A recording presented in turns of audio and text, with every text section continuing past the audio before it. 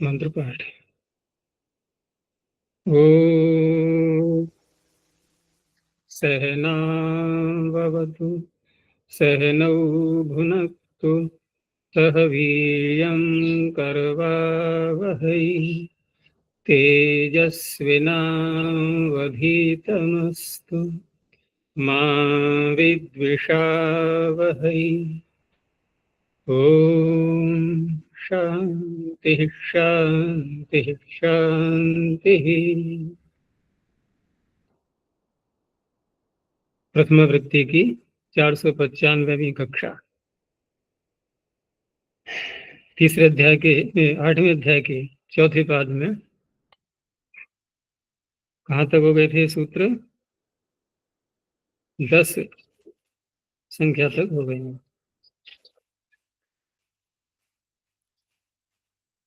पीछे जो सूत्र आया था कल, स्तंभु सेबु सहाम चंगी, ये आ गया था पूरा समझ में, या कोई प्रश्न रह गया था इसमें, या संकोचवश कुछ पूछने से रह गया था कि पूछेंगे तो क्या सोचा जाएगा है? चलो मैं ही पूछता हूँ फिर, अगर पूरा समझ में आ गया है तो।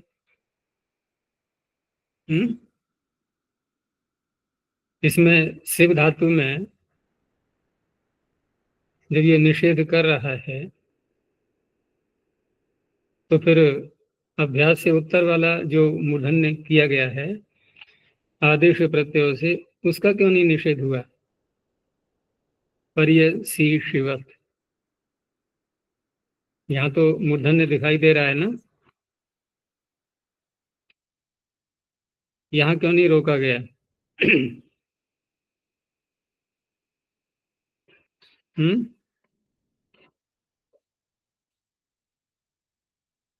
आवाज आ रही है मेरी?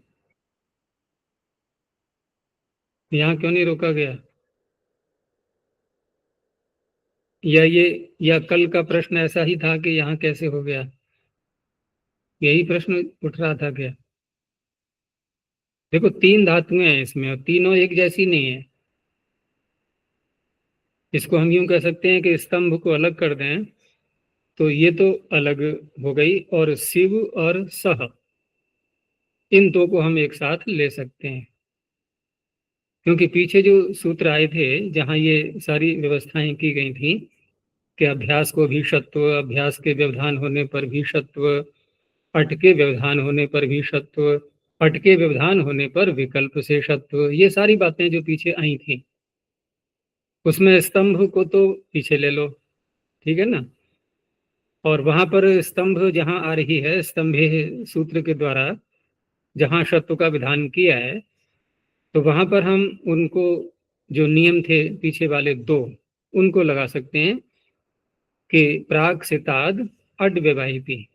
एक तो ये लग जाएगा यहाँ पर कि अट के व्यवधान होने पर षत्व होता है, लेकिन अट के व्यवधान होने पर षत्व यहाँ पर्यत स्तंभत में, यहाँ तो षत्व के लिए सकार भी तो चाहिए ना, वो तो यहाँ विद्यमान है नहीं। अट का व्यवधान यानी कि परि जो उपसर्ग है उसके आगे अट का व्यवधान आया, ठीक है ना, फिर आ गया त अभ्यास में, तो त को थोड़ी ही षत्व करेगा ये। तो अभ्यास के व्यवधान होने पर भी, अट के व्यवधान होने पर भी जो षत्व की बात है वो स्तंभ में तो नहीं घटेगी। हाँ, औरों में घट सकती है, जहाँ के अभ्यास में सकार रहता है वहां तो घट जाएगी। और दूसरी बात क्या कही थी वहां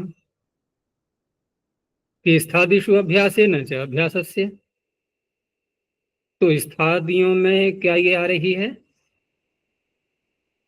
स्थादियों में क्या ये आ रही है? आ रही है। स्थादि कहाँ से देखेंगे हम? स्था सेन सेध सिच, यहाँ से चलेंगे और स्तंभ है उसके आगे आ गया, तो इस तरह से दूसरी वाली बात यहाँ घट जाएगी कि अभ्यासेन च अभ्यासस्य, अभ्यास के व्यवधान होने पर, ठीक है ना, जो दूसरा भाग है उसको शब्द होता है और अभ्यास को भी होता है, ये बात तो यहाँ नहीं घटेगी, अभ्यास में सकार है ही नहीं। तो इस प्रकार से अभ्यास के व्यवधान होने पर भी जो सत्व की प्राप्ति हो रही थी उसको रोका गया। तो यहाँ तो ये सूत्र चरितार्थ हो गया, स्तंभ से वो साहम चंगी में स्तंभ के लिए यहाँ चरितार्थ हो गया, ये इसका कार्य पूरा हुआ। अब रह गई शिव और सह। तो शिव और सह में हमें ये देखना है कि प्राप्ति तत्व की कराने वाले सूत्र कौन से हैं। तो जहां इनका पाठ है वो सूत्र आ रहा है परिनिभ्य सेव सित सय शिवु सह। यहां आ गए दोनों इकट्ठे, ये शिवु और सह। लेकिन वहां पर उपसर्गों की गणना कर दी गई है, सारे तो नहीं लिए हैं। देखो पीछे जो सूत्र चल रहा था उपसर्गा सुनोति सुवति, वहां तो सारे ही उपसर्ग जो भी संभव है जिनमें निमित्त विद्यमान है वो ले लिए गए, इन और कवर्ग वाले जो निमित्त जहां होते हैं। लेकिन यहाँ पर 3 ही उपसर्ग लिए गए, परि नी और वी, और उसी के अंतर्गत आ रहे हैं ये शिवु और सह।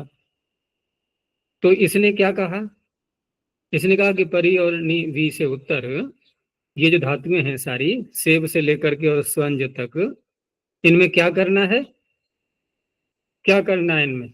अब इनको भी 2 भागों में बांटेंगे हम, क्योंकि पीछे जो प्राक सितात चल रहा था तो शिव धातु तो अलग, ये सेव धातु तो अलग हो जाएगी इसमें, उसके साथ में अलग तरह से अर्थ किया जाएगा। और सित से लेकर के आगे की जो धातुएं हैं उनका अलग प्रकार से अर्थ होगा।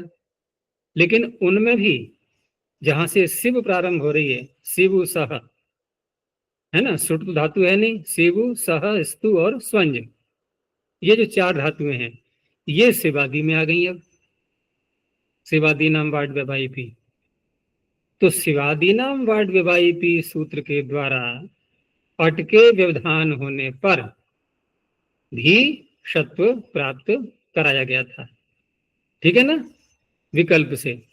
तो हमने कौन सा पक्ष लिया, जिस पक्ष में सत्व हो रहा है उस पक्ष को पकड़ा, क्योंकि निषेध तभी तो कर पाएंगे हम, प्राप्ति दिखाएंगे पहले।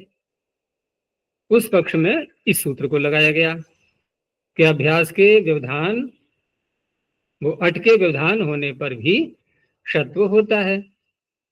तो प्रश्न ये भी उठेगा कि यहाँ पर सत्व क्या अन्य सूत्र से प्राप्त नहीं हो रहा था, आदेश प्रत्ययों से हो रहा था या नहीं, नहीं हो रहा था। कैसे नहीं हो रहा था, माइक को खुला शोपदेश नहीं,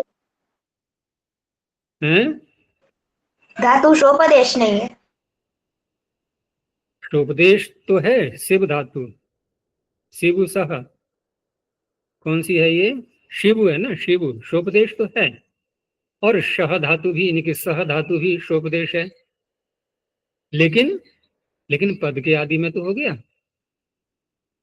7 पदार्थ हो, पद के आदि में तो हो गया, तो वो नहीं होने दे रहा था 7 पदार्थ हो। तो शिवादि नाम वाड विवाहिपी ने विकल्प से यहाँ प्राप्ति दिखाई। तो जिस पक्ष में प्राप्ति दिखाई, जिस पक्ष में नहीं दिखाएगा प्राप्ति वहां तो ऐसे ही बनेगा पर्यसी शिवा।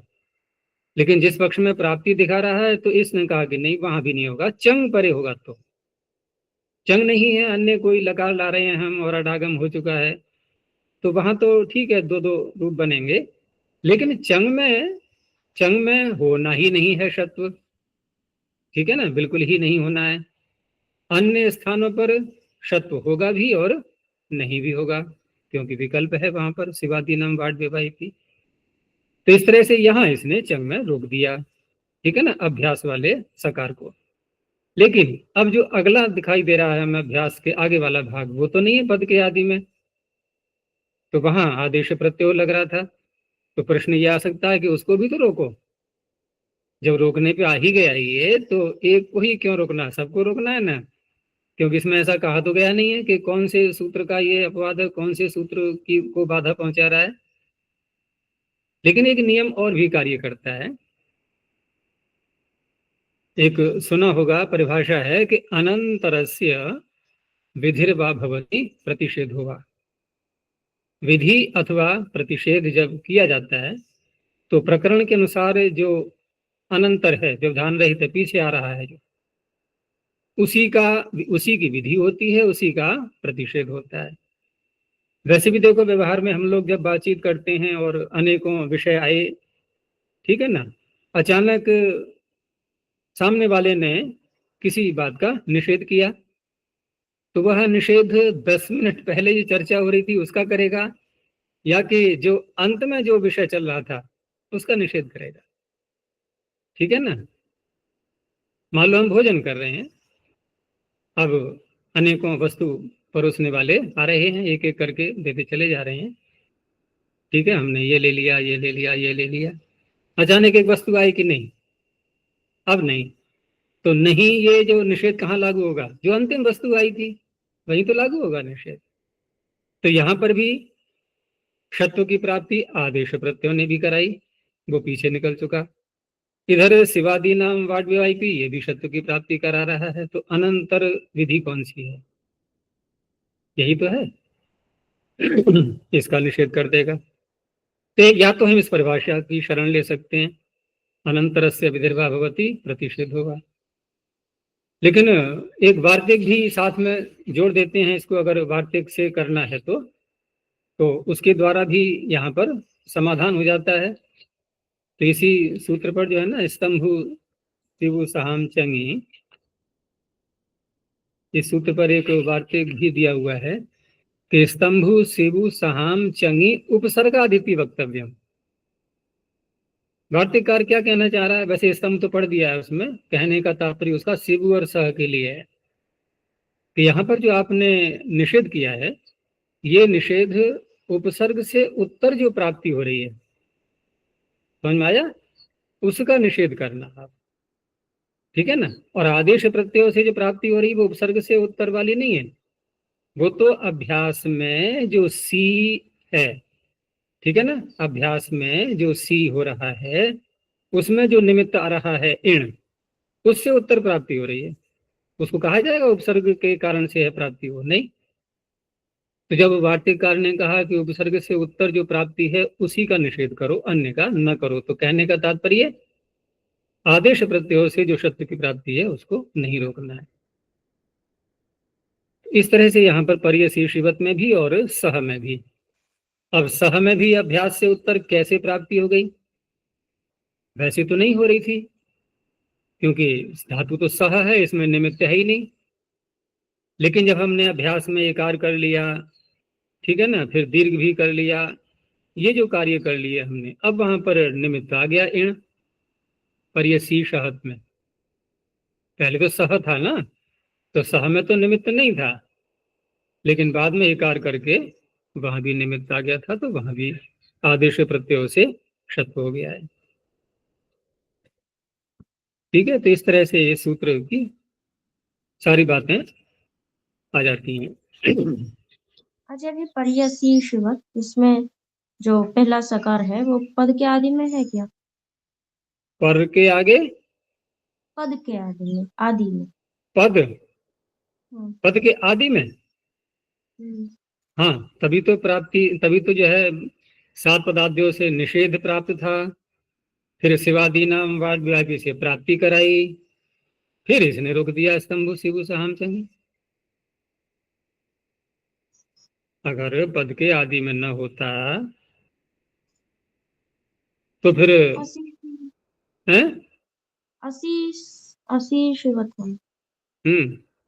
मतलब अ है पद के आदि में, ये तो पीछे भी चर्चा हुई थी। ये आगम जो होते हैं ना वो अलग होते हैं, ये उसके साथ नहीं जोड़ते, ये अंग के भाग भी नहीं बनते।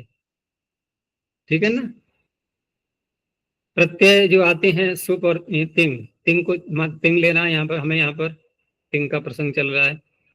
तो तिंग प्रत्यय किससे आते हैं, धातु का अधिकार है या धातु के साथ में उपसर्ग भी जोड़ करके अधिकार चल रहा है? धातु। धातु का अधिकार है ना, तो धातु से आते हैं। धातु से आते हैं तो तिंगंत धातु बनी या उपसर्ग सहित पूरा भाग बना, धातु ही बनेगी।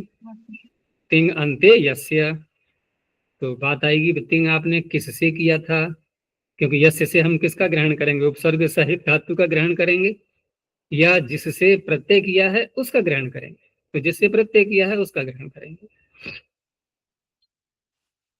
इसलिए पद के आदि में था वहां पर।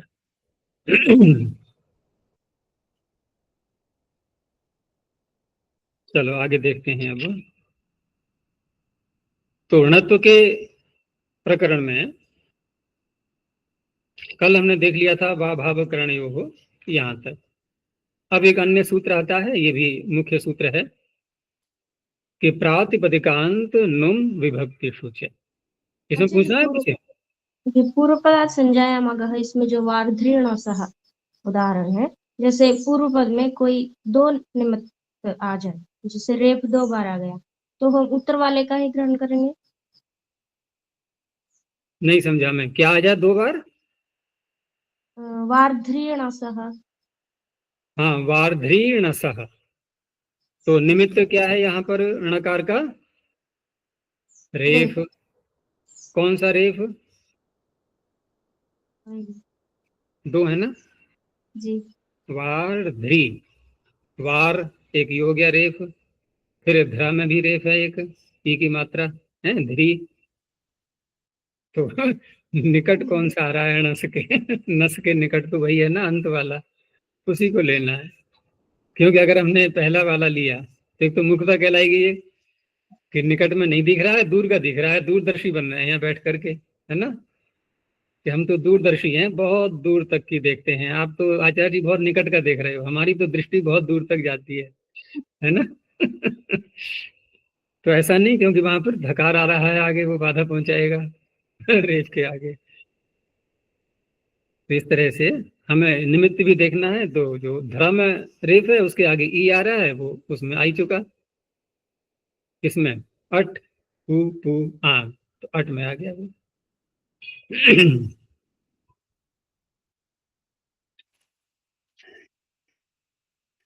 तो प्रातिपदिकांत नुम विभक्तिषु सप्तमी बहुवचनांतम च अव्यपदम।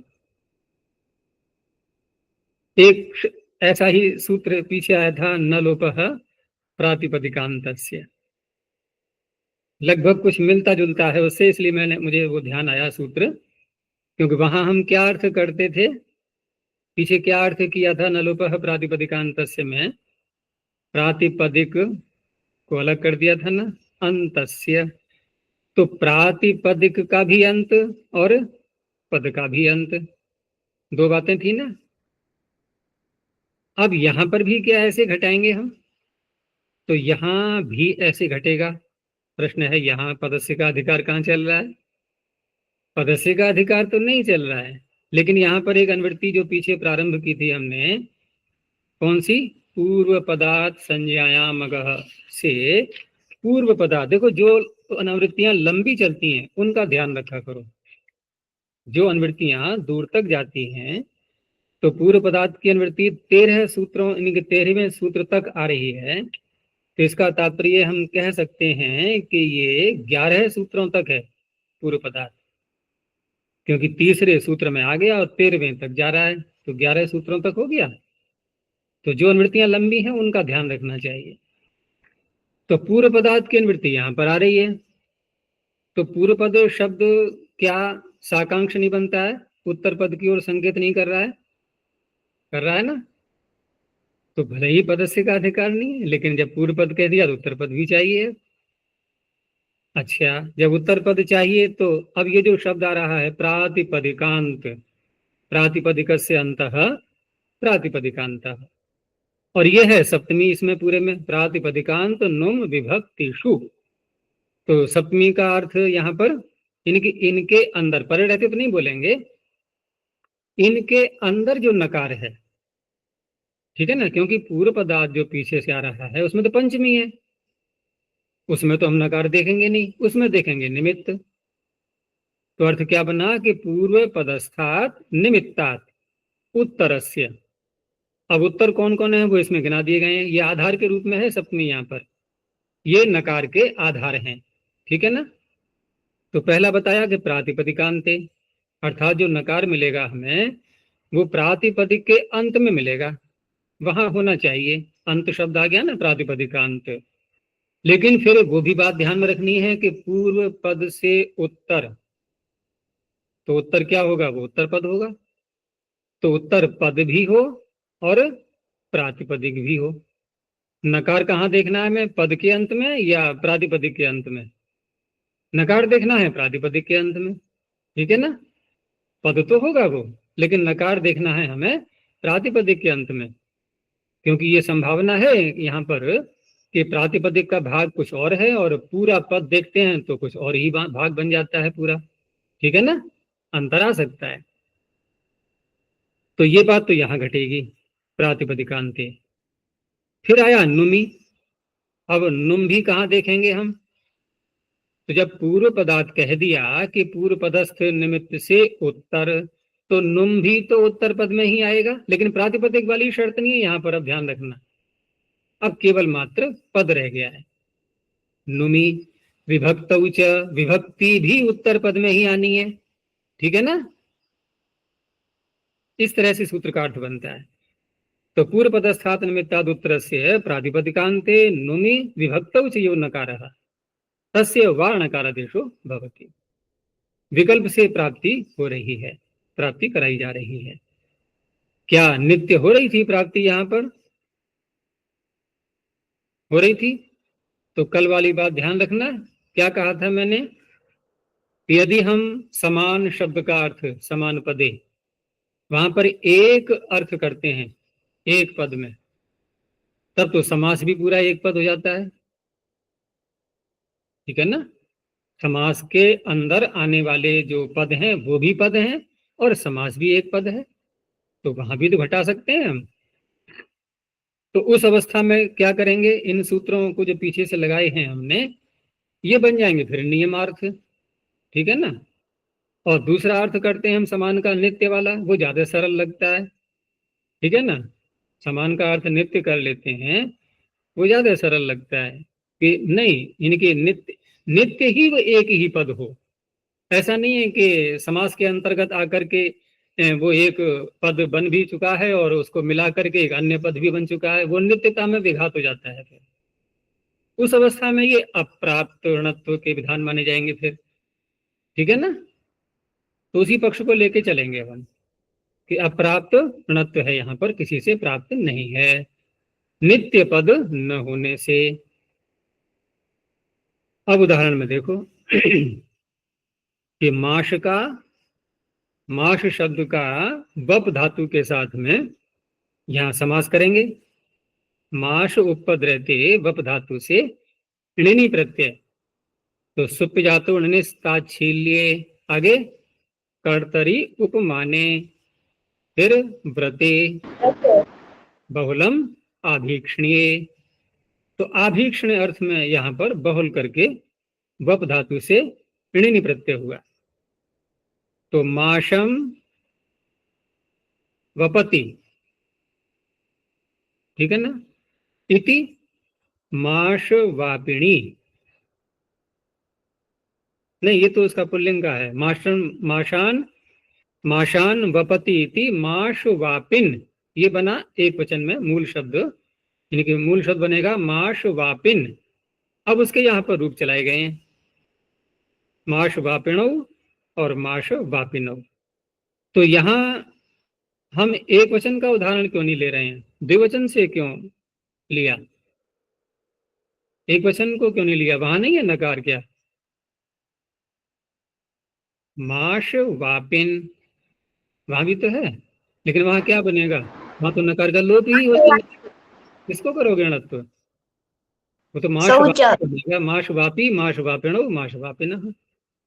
तो द्विवचन में ही मिल पाएगा हमें या बहुवचन में मिल पाएगा। तो अब यहाँ देखो कि माश उपपद रहते जो यहाँ समास किया गया है वप के साथ में, वापिन के साथ में, तो माश वापिन और औ। अब बताओ यहाँ पर पूर्व पद हो गया माश, समझ में आ रहा है? ठीक है ना, और उत्तर पद हुआ वापिन, लेकिन वापिन को हमें पद भी बनाना है और प्रातिपदिक के अंत में नकार भी देखना है। पद कैसे बनेगा ये? भाई जब तक हम सुप या तिंग नहीं लाएंगे, यहाँ तो सुप का प्रकरण चल रहा है, तो सुप लाएंगे तभी तो बनेगा। तो सुप भी आ गया, औ आगे बैठा हुआ है तैयार, सुप तिंगंतम पदम। ठीक है ना, तो पद तो बनाइए पूरा एक शब्द देखा जाए तो समास करने के बाद जब औ लाएंगे तो औ से केवल वापिन थोड़ी बनेगा, पद पूरा ही बनेगा ना, समस्त पद, उसी को समस्त पद कहते हैं। लेकिन उत्तर पद जो था शब्द यहाँ पर वापिन, ये इसमें प्रातिपदिक है या नहीं है, ये जांच करो इसकी। प्रातिपदिक कैसे है ये? वप धातु से नहीं किया था, वप धातु से नहीं किया था कि नहीं किया था? तो कृदंत होने से ये पद तो है ही, कृदंत होने से प्रातिपदिक नहीं, प्रातिपदिक देखना है, प्रातिपदिक है कि नहीं है कृदंत होने से? प्रातिपदिक भी है और उसके अंत में आ रहा है नकार। अगर अंत में नहीं आएगा तो ये सूत्र नहीं लगेगा, आना अंत में ही चाहिए। अच्छा, हम ऐसा शब्द लें कोई कि जहां पर अंत में न हो, जैसे गर्ग भगिनी शब्द है, गर्गाणाम, गर्गों की बहन, गर्गाणाम भगिनी, गर्ग भगिनी। तो गर्ग भगिनी में गर्गाणाम भगिनी समास किसका किसका किया गया? गर्ग का और भगिनी का, ठीक है ना? और गर्ग का भगिनी का समास किया तो भगिनी एक प्रातिपदिक है नहीं है पूरा? कैसे है, किस सूत्र से? संज्ञा करो, अर्थवत् प्रातिपदिक संज्ञा करो पहले। अर्थवत् धातु तो प्रत्यय नहीं है इसमें, ई क्या है ये? भगिनी कृतद्धित से समास। भगिनी बनाना, वो कह रही है कृतद्धित समासाश्च। तो ई प्रत्यय ये कृत है या तद्धित है या समास है? ऋण्यभ्यो ङीप से जो ङीप किया है ये क्या है, कृत है या तद्धित है?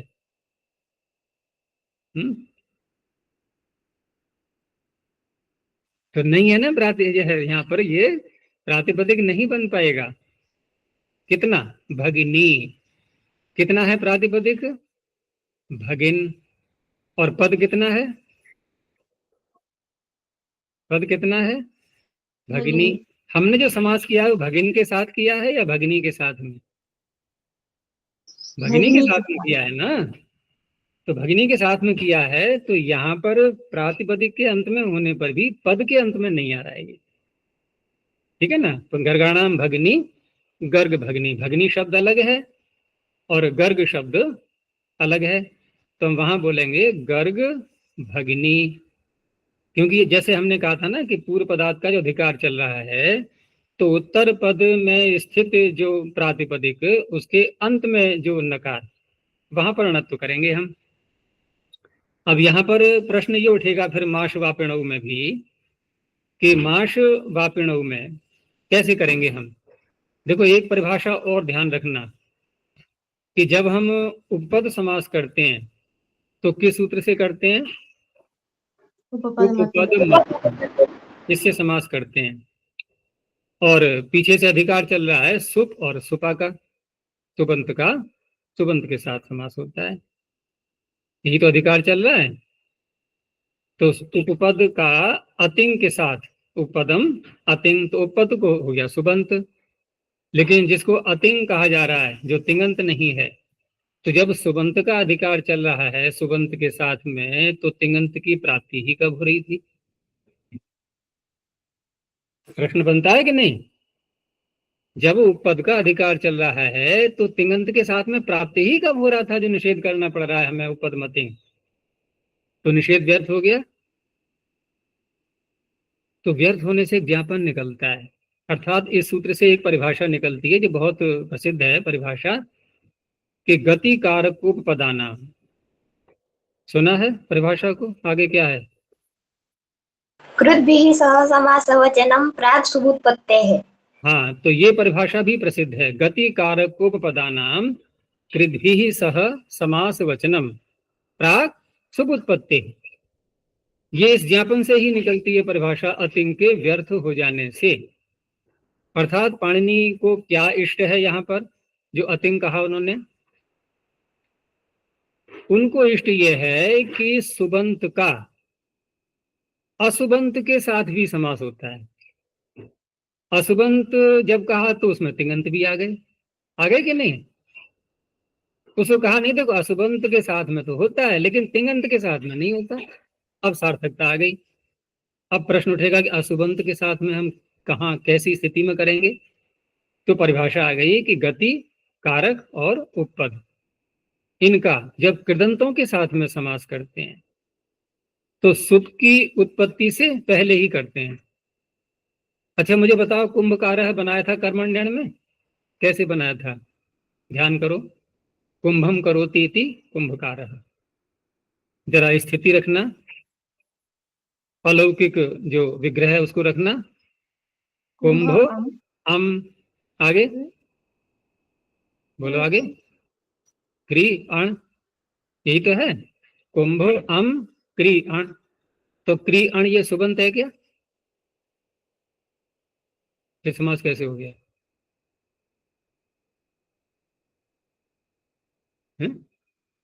उपपदमतियों को लाओगे कि देखो इससे हो गया, अरे इससे हो गया, हम कब निषेध कर रहे हैं, लेकिन सुबंत का सुबंत के साथ में करना है। ठीक है अतिंग अंत है, लेकिन सुबंत तो बनाओ, नहीं बन रहा है ना। क्या ऐसे करेंगे हम कि कुंभ अम क्री अण, ठीक है ना। अब क्री अण का हमने कार बना लिया, ठीक है, ये सारे काम कर लिए, अभी समास नहीं किया, ध्यान रखना। कार बना लिया और कार बना करके ये कृदंत हो गया, ठीक है ना। और कृदंत होकर के ये प्रातिपदिक बना, प्रातिपदिक होने से फिर सुप्रत्यय आया। अब स्थिति क्या है? कुंभ अम कार सु। अब लगना चाहिए उपपदमति। आया समझ में कि सुबंत का सुबंत के साथ घट गया, नहीं घट गया? लेकिन वो अतिंग ग्रहण करना फिर क्या काम आएगा, वो तो बेकार हो गया ना। कि जब सुबंत ही लेना है आपको तो तिंगंत तो आता ही नहीं सुबंत के अंतर्गत, आपने अतिंग क्यों बोला था? तो पाणिनि को क्या इष्ट है कि सुप की उत्पत्ति से पहले ही समास हो जाता है, यानी कुंभ अम क्री अण, यही समास हो गया। लाभ क्या हुआ कि समास होने से, पहले समास हो जाने से कुंभकार ये जो शब्द बना है, अभी स्वादुत्पत्ति नहीं हुई है, कुंभकार ये जो शब्द बना है, तो कृत अधित समासाश्र से ये पूरा एक प्रातिपदिक बना कि नहीं? और वैसे क्या बनता प्रातिपदिक? कार। समास बाद में करेंगे जब, तो कार एक अलग प्रातिपदिक होता, ठीक है ना। और समास करने के बाद जो नया बनता वो अलग बनता। लेकिन यहाँ पर सुप की उत्पत्ति से पहले ही समास हो जाता है, गति के साथ भी, कारक के साथ भी और उपपद के साथ भी। गति कारकोपदानाम कृद्भिः सह समास वचनम प्राक सुगुत्पत्ति है। अब वही बात यहाँ घटाओ माश वापिन में भी कि माशान वपति थी, ठीक है ना। तो माश शस और वप ऋणी हो गया, अभी समास नहीं करना है, ठीक है ना। हम समास करना कैसे चाह रहे थे कि पहले दोनों सुबंत बन जाएं, यही तो हो रहा था। लेकिन जब हम परिभाषा लगाएंगे कि प्राक सुबुत्पत्ति है, सुब की उत्पत्ति से पहले ही समास कर लेना है। अब सुब की उत्पत्ति से पहले ही समास कर लिया तो इसी स्थिति में समास हो जाएगा, माश शस और वप ऋणी, समास हो गया। समास होने से वप इनी, इनका क्या होगा? यहां पर क्या बन जाएगा? ये वापिन। तो वापिन जो बन गया है ये कृदंत हो गया, कृदंत होने से प्रातिपदिक हो गया, प्रातिपदिक होने से अब औ प्रत्यय आ सकता है। तो प्रातिपदिक के अंत में नकार आ चुका है, यहाँ पर प्रातिपदिक तो बन ही गया ना कृतधित समासाष्ट्र से। और यदि हम स्वादुत्पत्ति करने के बाद, स्वादुत्पत्ति करने के बाद जब करेंगे तो प्रातिपदिक कितना बनेगा पूरा? माश वापिन, फिर ये बनेगा प्रातिपदिक, यही तो बनेगा ना भाई। समास हमने कर लिया है तो कृतधित समासाश्रय सूत्र लगाएंगे, वो समास के कारण से वहां प्रातिपदिक बना रहे हैं हम, कृदंत के कारण से नहीं। समास जो हमने किया था उसके कारण से बना रहे हैं, और सुबंत का सुबंत के साथ में हम समास कर रहे हैं, सुब पहले ही ले आए हैं। तो इस तरह से ये अंतर पड़ जाता है यहाँ। तो माश वापिणों में प्रातिपदिक के अंत में नकार मिल गया है, वहां उसने णत्व कर लिया। अब एक चीज इसमें और सामने आएगी, जैसे नुम कहा गया है सूत्र में, और नुम के उदाहरण है माश वापाणी। तो नुम का नकार क्या प्रातिपदिक के अंत में नहीं है? इसको अलग से क्यों ग्रहण किया गया? प्रातिपदिकांत शब्द से जो हम प्रातिपदिक के अंत में नकार ले रहे हैं, उससे यहाँ पर नुम का नकार भी आ जाएगा। कैसे?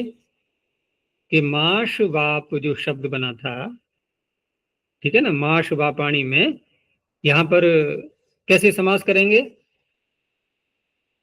माश वापाणी में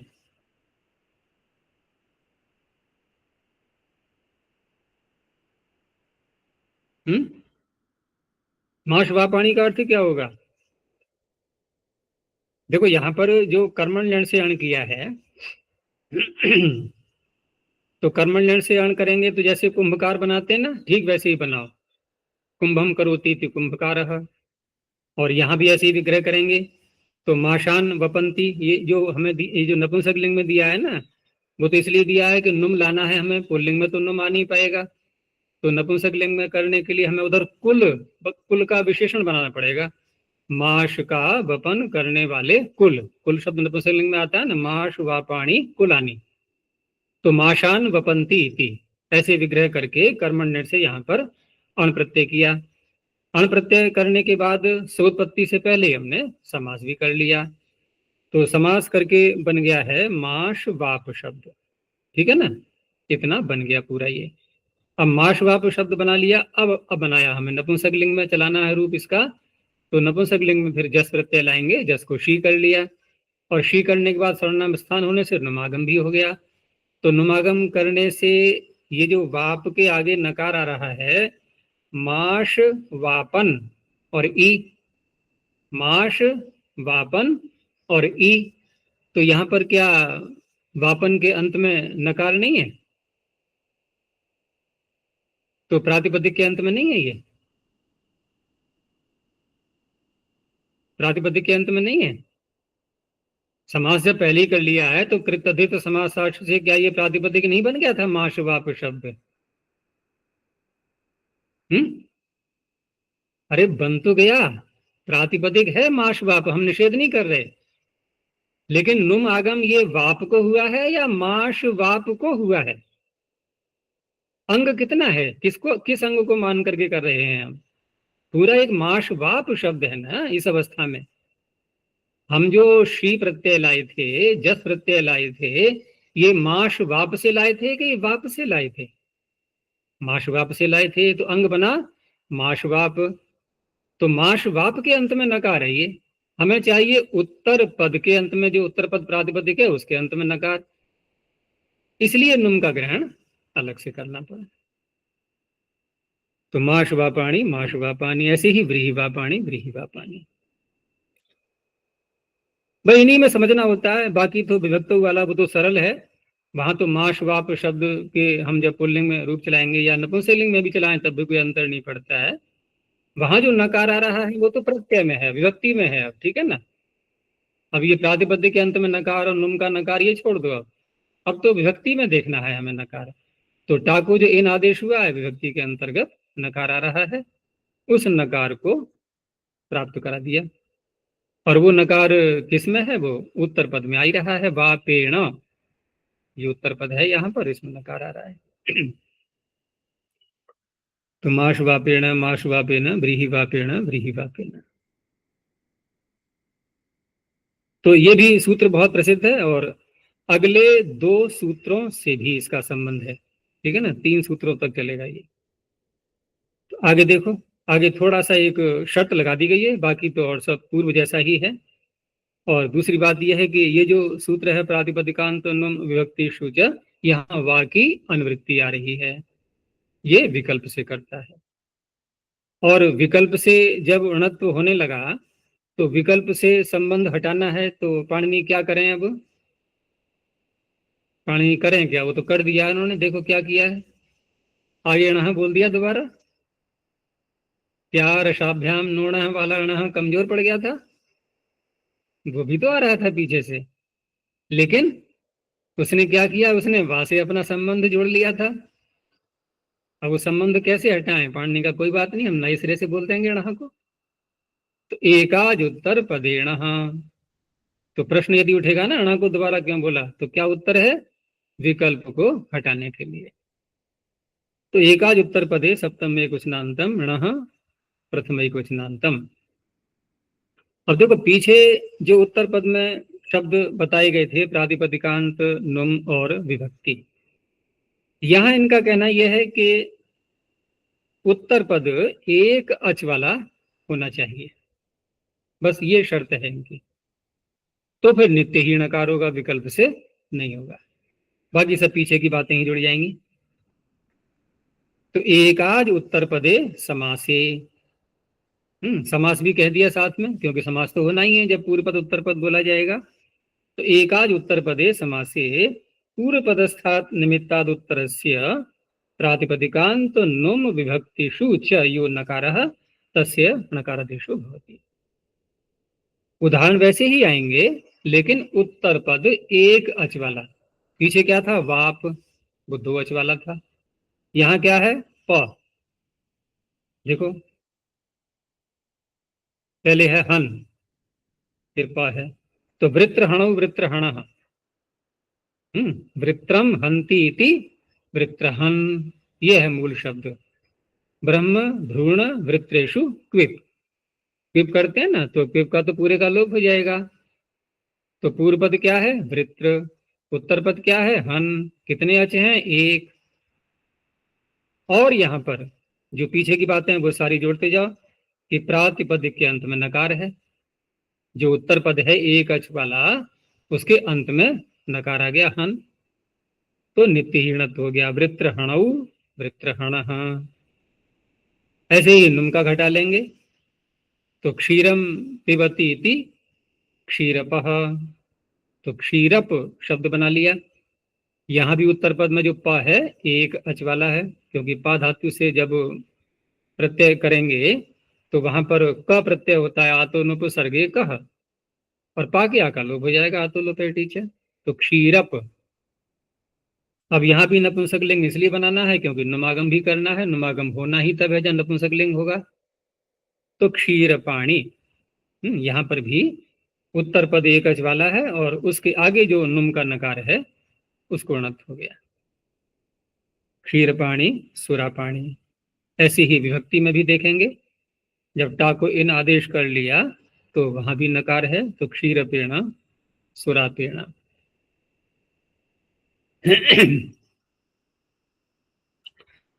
आगे कुमति च, कुत्सिता मतिर यस्य, जिसकी बुद्धि खराब हो गई है, ठीक है ना, उसके परे रहते। सही है अर्थ? कुमति होता है ना, ये व्यक्ति बहुत कुमति है। कुत्सिता मतिर यस्य, लेकिन ये वो कुमति नहीं है। ये कु का अर्थ है कवर्ग, और मत प्रत्यय है मत। तो कुमति सप्तम में कुशनांतम च अव्ययपदम। अब यहां भी सब पीछे की बातें हमें देखनी है कि जैसे पीछे कहा था उत्तर पद कैसा हो? एक अच वाला हो। यहां कह रहे हैं उत्तर पद होना चाहिए कवर्ग वाला, ठीक है ना, उसमें कवर्ग का कोई भी वर्ण आ जाना चाहिए। अब कवर्ग का वर्ण उसमें आ जाए और एक अच वाला हो तो क्या करेंगे? तो उसके लिए सूत्र बेकार होगा। ये भाई सूत्र की रचना जब की गई है तो जहां अप्राप्त है वहीं के लिए तो करेंगे। देखो पीछे कहा था एक अच वाला उत्तर पद और उसमें कवर्ग भी आ जाए तो पिछला सूत्र कर ही देगा। तो ये सूत्र क्यों बनाया गया है? अनेक अच वाला उत्तर पद होने पर, और उसमें आ जाए कवर्ग भी, तब ये नित्य णकार करेगा। तो कवर्ग वती च उत्तर पदे प्रातिपदिकांत नुम विभक्तिषु, वही तीन बातें हैं। तो पूर्व पदस्थाद निमित्ताद उत्तर से नकार से णकारादेशो भवति। अब जैसे यहाँ पर जो शब्द है उत्तर पद में वो क्या है? योगिन। जैसे वहां था ना पीछे माश वापिन, वहां वापिन था, अब वहां तो कवर्ग था नहीं। कवर्ग यदि होगा तो इस सूत्र के उदाहरण में आ जाएगा। वो कवर्ग नहीं है और एक अच से अधिक है, तो फिर प्रातिपदिकांत नुम विभक्ति सूचा से विकल्प से णत्व होगा। वहां कवर्ग आ गया है तो नित्य णत्व होगा, बस इतना अंतर है।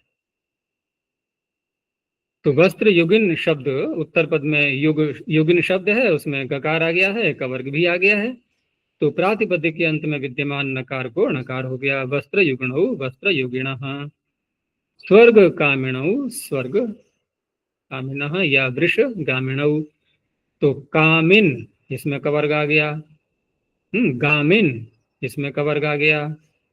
ये तो हो गए प्रातिपदिक के अंत वाले नकार। और नुम का भी दे दिया है, वहां पर नपुंसकलिंग ही लाना होगा। तो वस्त्रस्य युगाणि षष्ठी समास करके। अब यहाँ पर मूल शब्द वस्त्र युग, तो उत्तर पद में कवर्ग आ ही रहा है। अब आगे जो बहुवचन में शस प्रत्यय या जस प्रत्यय ला करके नुम आगम होगा, उस नुम के नकार को नित्य ही नकार हो गया। विभक्ति में इसी शब्द को ले जाओ तृतीया के एक वचन में, तो वस्त्र युगेण खर युगेण, यहाँ पर भी नकार को नकार हो गया।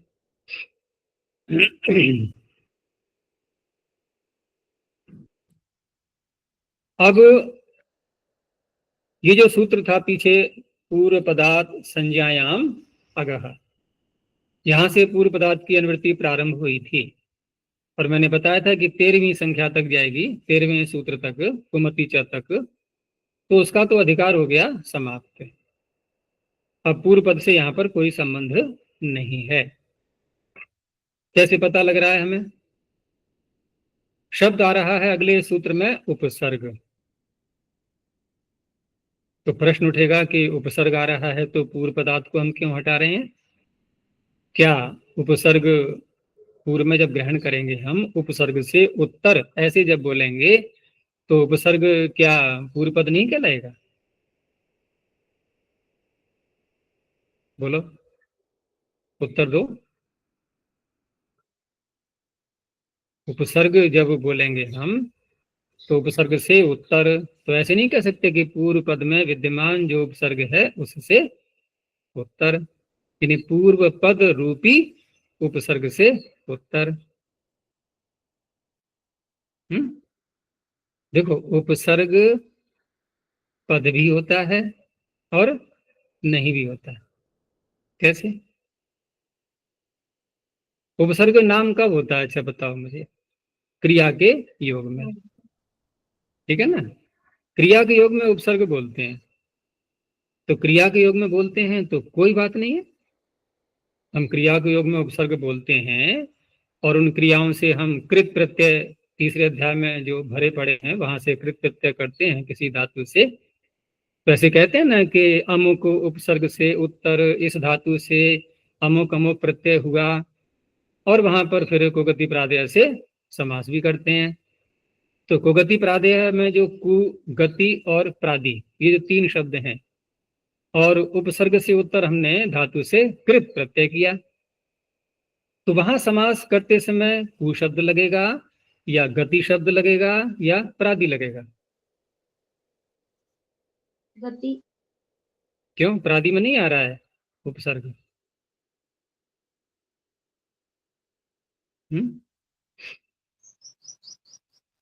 उलझन आ गई ना कि गति भी कह दिया, प्रादि भी कह दिया। अरे जब गति कह दिया तो गति में प्रादि आ तो गए सारे, गति में सारे प्रादि आ गए कि नहीं आ गए? और अतिरिक्त भी आ गए कुछ और। गति संज्ञा आगे भी चलती है ना। गतिष्ठ जो सूत्र है ये प्रादियों का तो नाम गति रखता ही है क्रिया के योग में, और अन्य भी आगे गति की गई है, ठीक है ना, लेकिन वो उपसर्ग नहीं है। तो गति तो और अधिक व्यापक है। गति के अंतर्गत प्रादि भी तो आ गए ना, तो प्रादे अलग से क्यों कहा? क्रिया के साथ न करके अन्य शब्द के साथ जब समास हो। जैसे सुपुरुष। सुपुरुष। अब सुपुरुष में सु गति है या प्रादि है? प्रादि है। क्यों? गति के अंतर्गत प्रादि आ तो गए। पुरुष क्रिया नहीं है, क्रिया का योग केवल पुरुष क्योंकि क्रिया नहीं है। प्रादि में, गति में प्रादि आ तो रहे हैं, लेकिन वो गति नाम तब होगा ना उन प्रादियों का जब क्रिया के योग में आएंगे। अब पुरुष क्रिया है नहीं, उसके योग में प्रादि आ गए, अब गति नाम इसका नहीं हुआ, तो प्रादेय सूत्र में अलग से बोल दिया। अब फिर वही प्रश्न कि किसी उपसर्ग के पूर्व रहते हुए किसी धातु से कोई कृत प्रत्यय हमने किया, तो वहां जो समास करेंगे हम, तो कु शब्द, गति शब्द और प्रादि शब्द, कौन सा घटेगा? गति। गति। ठीक है ना। अब ध्यान रखना है, भ्रांत मत होना इसमें। मैं भूल जाऊं तो मुझे भूलने देना, स्वयं मत भूलना, क्योंकि बार बार मैं कहाँ तक याद दिलाऊंगा। मुझे थोड़ा और आगे और भी काम कर लेने दिया करो। व्याकरण में ही लगाते रहोगे हर समय तो और कार्य कैसे होंगे फिर? तो स्वयं पकड़ो और मुझे छुट्टी देते जाओ कि ठीक है, आप भूल जाओ आचार्य जी, हम याद रखेंगे अब।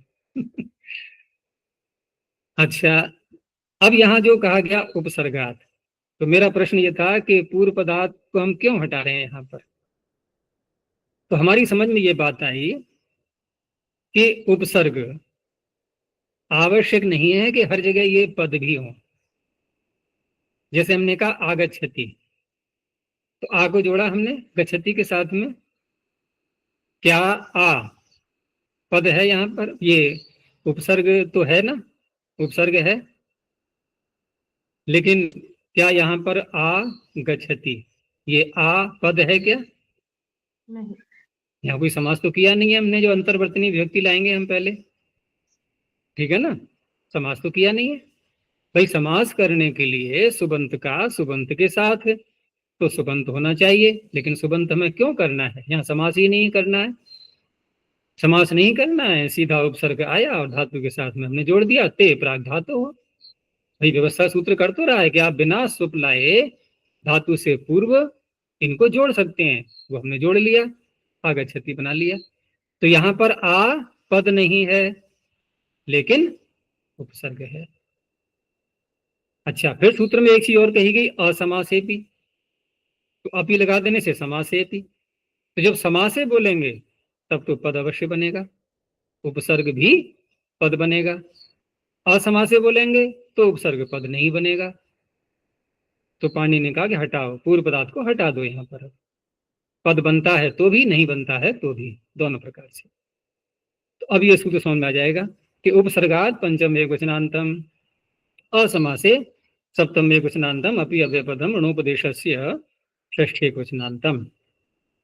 अब इसमें जो एक मुख्य बात कही गई है वह है ऋणोपदेशस्य, कि जिस नकार को नकार करना है हमें, वो धातु कैसी होनी चाहिए? वो धातु होनी चाहिए उपदेशावस्था में जिसमें णकार विद्यमान हो। णः उपदेशे यस्य, पाठ करते समय, उपदेश करते समय ण है जिसमें, वो लेना है हमें। तो उपसर्गस्थात निमित्तात् उत्तरस्य, ये सर्वत्र बोलना होता है हमें, क्योंकि निमित्त अवश्य देखना है हमें, ठीक है ना। क्या निमित्त? रेफ और शकार। तो शकार तो दोबारा कहीं दिखाई दिया नहीं है ना अब तक, बस रेफ ही चल रहा है प्राय करके, इसी की भरमार है। तो उपसर्गस्थात निमित्त, क्योंकि उपसर्ग जितने भी हैं उसमें कहीं शकार तो मिलेगा ही नहीं, सब जगह रेफ ही मिलेगा जितने हैं, निमित्त यहाँ विद्यमान है। तो उपसर्गस्थात निमित्ताद उत्तरस्य ऋणोपदेशस्य धातु हो। अब धातु शब्द क्यों बोल दिया गया? कि जब ऋणोपदेश कहा है तो और क्या लेंगे, धातु ही तो लेंगे। ऋणोपदेशस्य धातु यो नकारः तस्य नकारादेशो भवति। समासे भी असमासे भी, असमासे भी कह देने से ही समासे भी गृहीत हो जाएगा, अपि शब्द समुच्चयात्मक हो जाता है।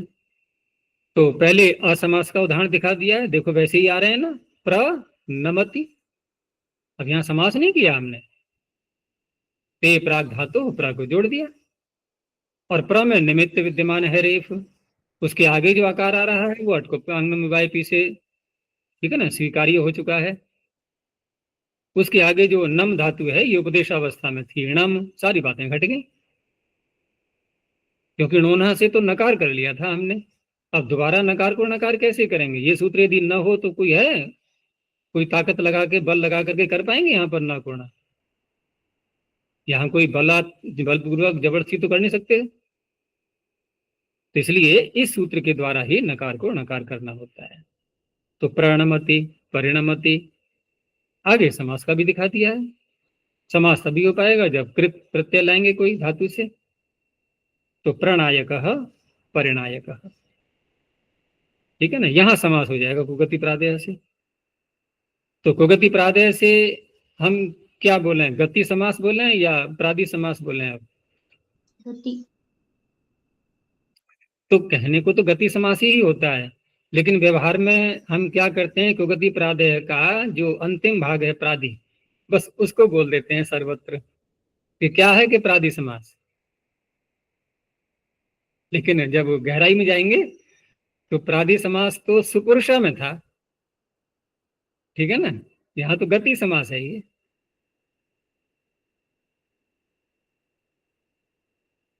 चलो ये हो गया ना। तो ये भी सूत्र बहुत लगता है क्योंकि ऋणोपदेश धातुएं पर्याप्त हैं। और देखो आगे, हिनु मीना, ये कैसा सूत्र आ गया। लग रहा है कोई सूत्र नहीं है, कुछ और ही है ये, है हिनु मीना। जैसे किसी शहर का नाम होता है ना।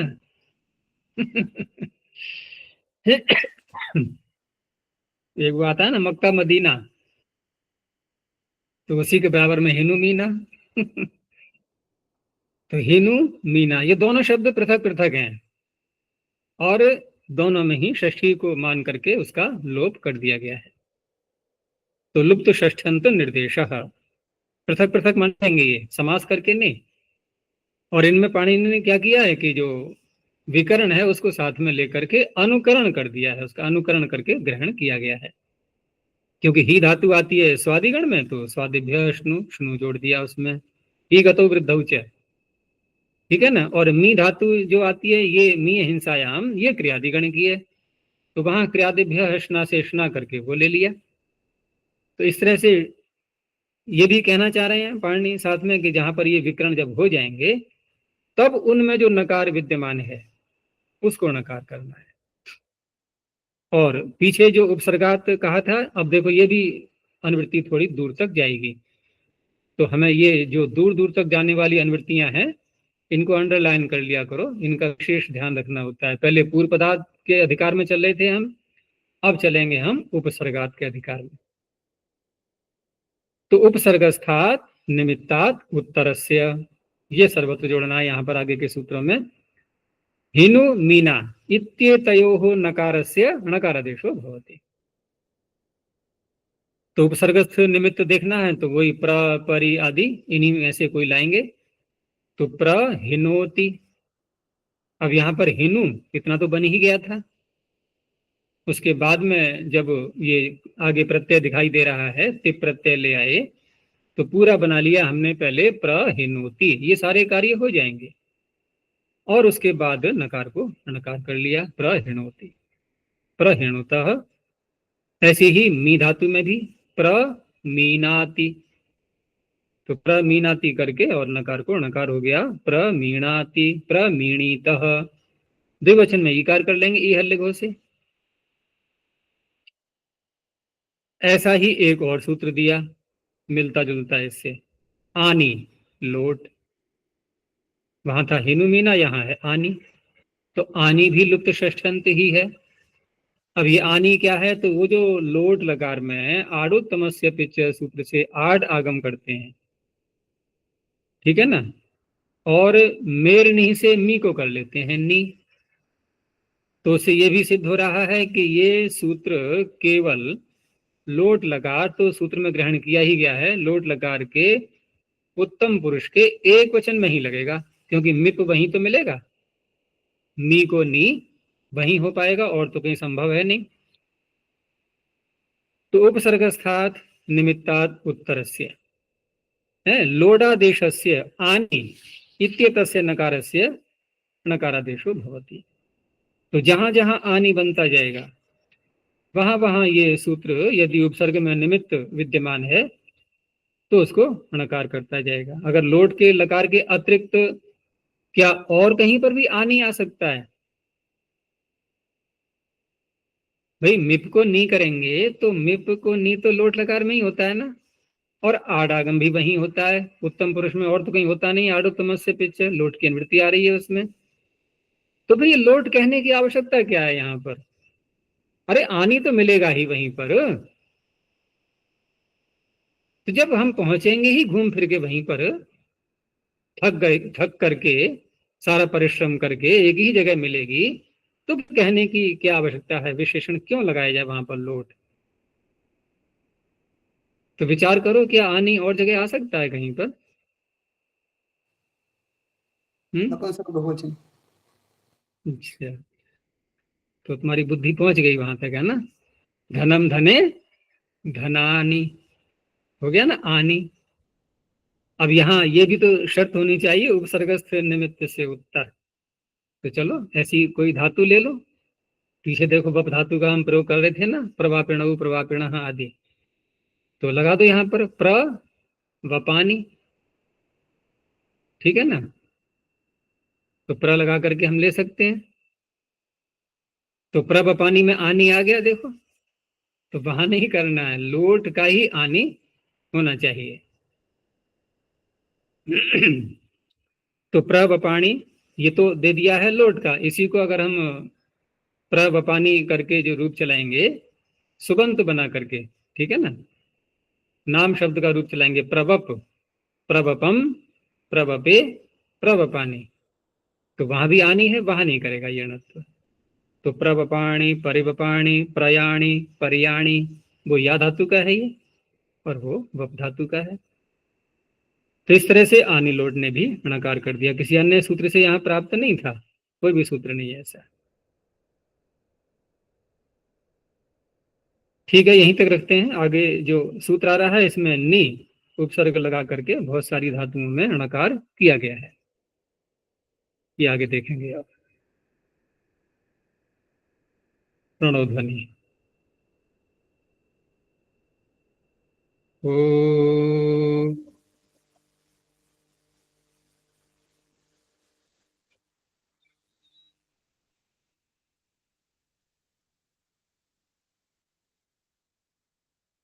ओ